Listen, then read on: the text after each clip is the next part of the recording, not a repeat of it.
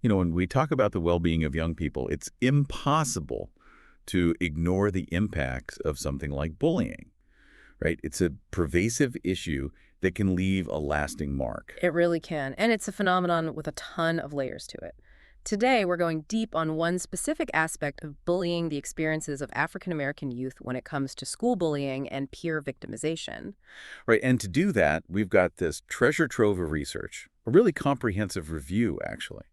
It looked at studies conducted over 2 whole decades between 1990 and 2010 and pulled together findings from 23 different articles. It's quite a bit to unpack, for sure. It is, but it's super valuable because it gives us this big picture view of how those dynamics have been understood over time.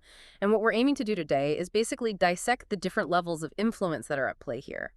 And to do that, we're going to be looking at it all through the lens of a social ecological framework. It's going to help us connect all the dots. So this framework, it looks at the individual, but within all these different layers of their environment, right? Like a Yeah. set of those Russian nesting dolls, kind of. From their immediate surroundings to the bigger, broader societal forces. Exactly.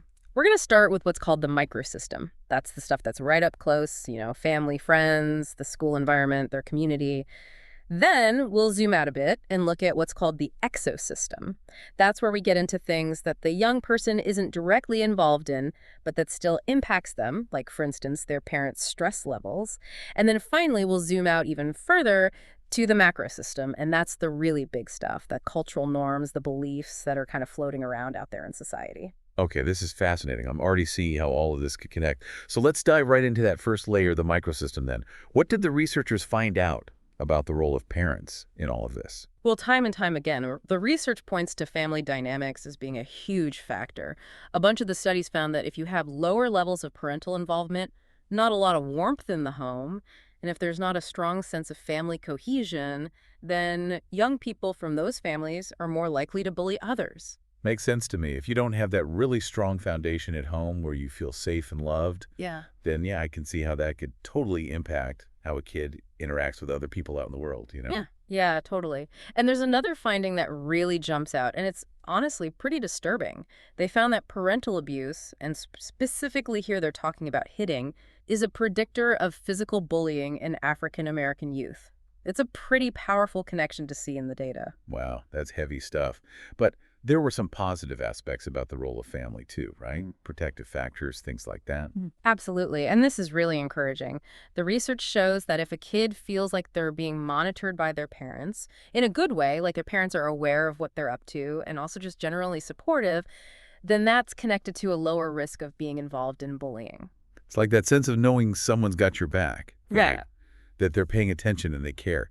That must be huge for a young person, especially while they're figuring out all the social stuff. It really is. And there was this really interesting point about family support being an especially important resource for African American youth. It makes sense if you think about the challenges they might be facing in a broader sense. Okay, now I'm curious. What were those findings about family support being so vital? So, one of the studies actually indicated that African Americans between the ages of 15 and 29 reported significantly higher levels of parental support compared to white people of the same age. Wow, that's really interesting. Yeah, it is.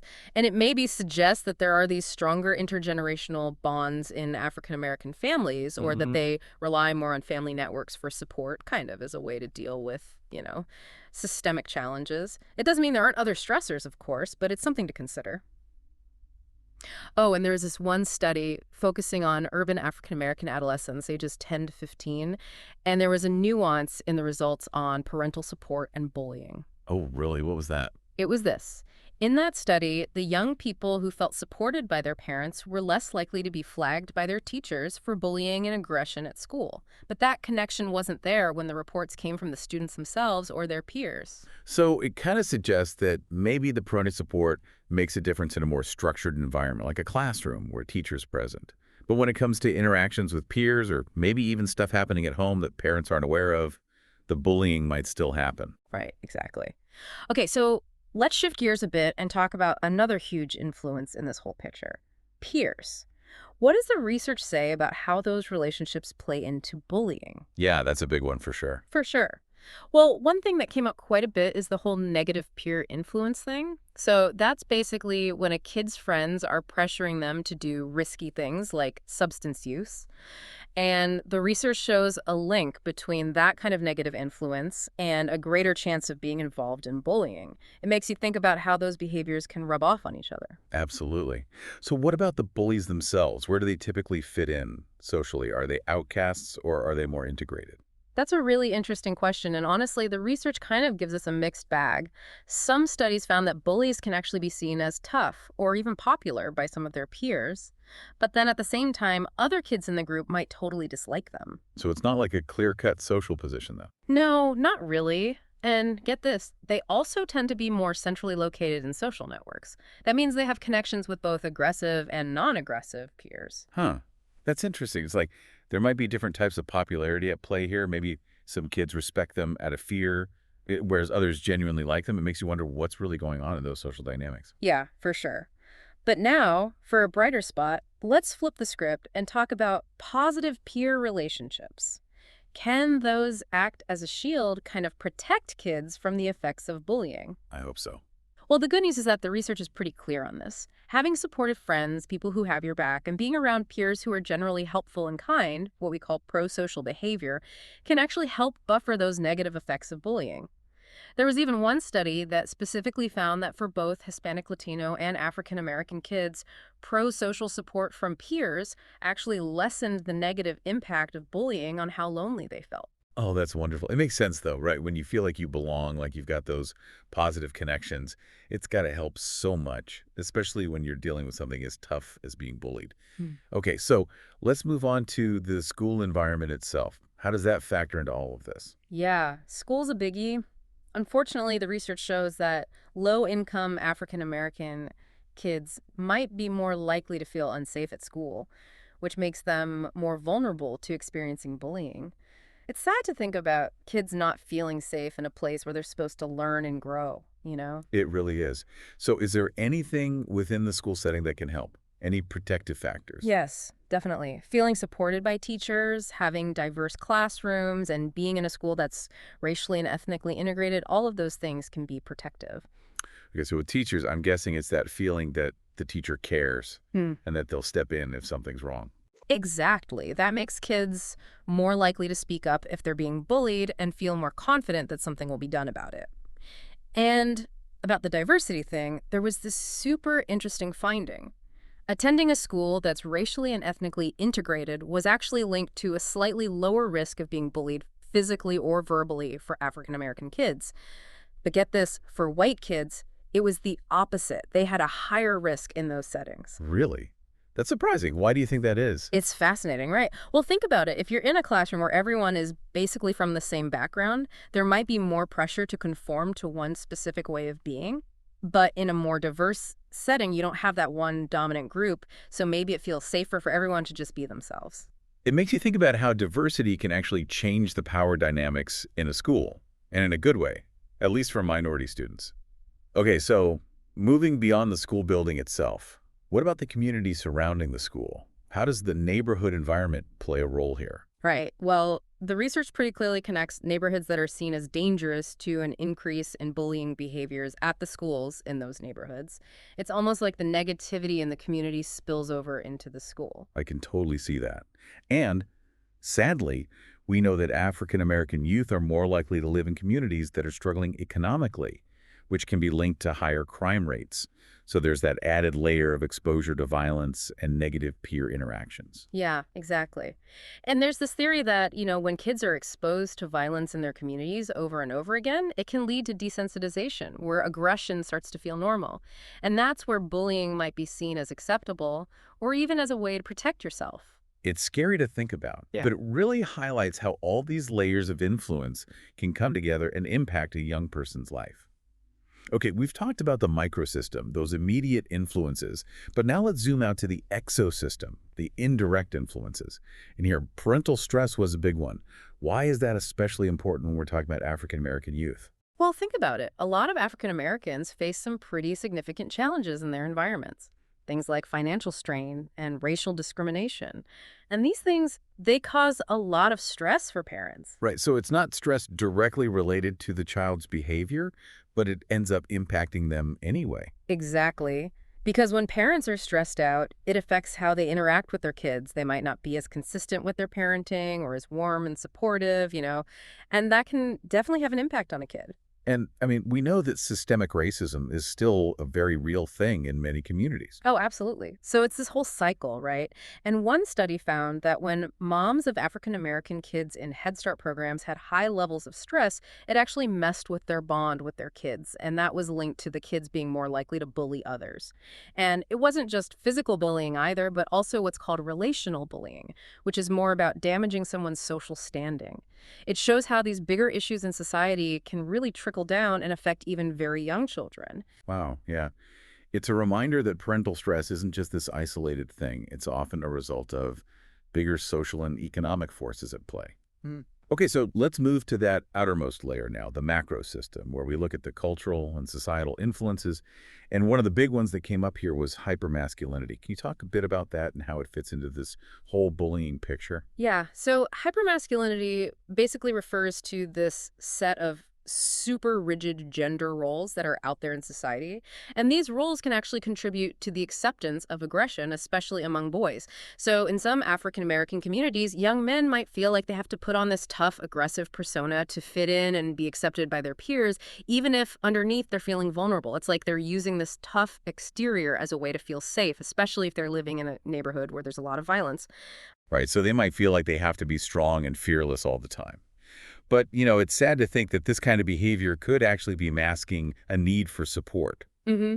Maybe if they felt safer and more supported, they wouldn't feel like they needed to act tough all the time. Exactly. And it's all tied in with these broader societal beliefs about gender roles.